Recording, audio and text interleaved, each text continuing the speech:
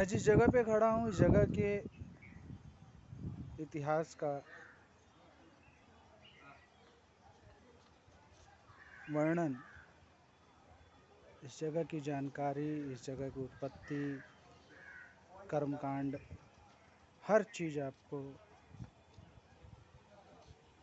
Google से या विभिन्न माध्यमों से मिल जाएगी। मेरा उद्देश्य कदापि नहीं है कि मैं आपको जानकारी दूं।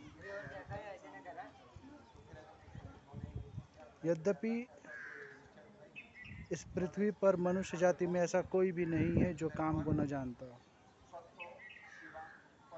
काम से उत्पत्ति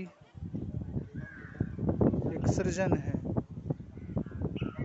लेकिन काम पर ही आके जीवन का त्याग हो, यकीनन ये प्रकृति का अपमान है। अर्थ, धर्म, काम, मोक्ष। मोक्ष आखिरी सीढ़ी है जिसको पार किए बिना प्रकृति कभी संतुष्ट नहीं होगी, और होना भी नहीं चाहिए, क्योंकि एक आम पिता भी अपने पुत्र को इतना तो चाहता ही है कि कम से कम जितना उस पिता ने जाना है या पाया है उससे अधिक उसका पुत्र पा सके। श्री राम के संदर्भ में उनके पिता का भी यही मत था।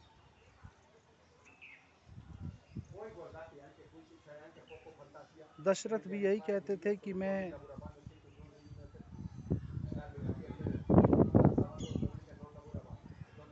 व्यापक क्षेत्र में प्रचलित हूँ, विख्यात हूँ। इतना तो मेरे पास भी है कि मुझे युग युगांतर तक याद रखा जाए, लेकिन मेरे पुत्र में कुछ मेरे से श्रेष्ठ होना चाहिए। तो प्रकृति क्यों नहीं सोचेगी? ऐसा कोई भी नहीं है जो अर्थ से शुरू ना करना चाहता हो या ना कर पाता हो। कर ही लेते हैं, यकीनन कर लेते हैं। रुपया, 2 रुपया, करोड़ रुपया, अरब रुपया,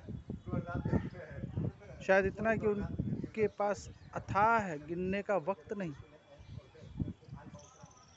फिर भी उसमें ही लिप्त, उसी को बचा रहे हैं। दूसरी सीढ़ी अगर कोई पार भी कर जाता है तो धर्म। तथाकथित उदाहरणों से बस अपनी बात रखने की कोशिश कर रहा हूँ।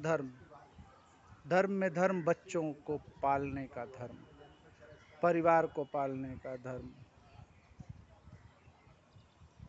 लेकिन बच्चों को तो पाल लिया, अब बच्चों के बच्चों को पालने का धर्म। नहीं नहीं नहीं नहीं नहीं, कुछ कमी है, कुछ गलती हो रही है। जीवन भर रुकना ही नहीं है यहाँ पे। उसके ऊपर अगर कोई बढ़ भी गया तो काम पर आके सुई अटक गई।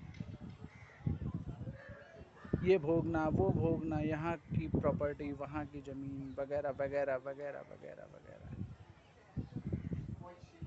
और तब तक जीवन खत्म।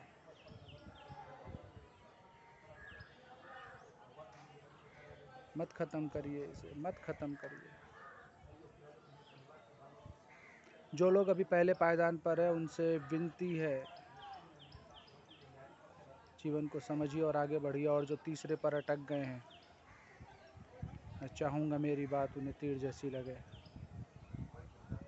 ताकि उनके जीवन में एक उछाल आ सके जो मोक्ष की सीढ़ी को पार कर सके। धन्यवाद।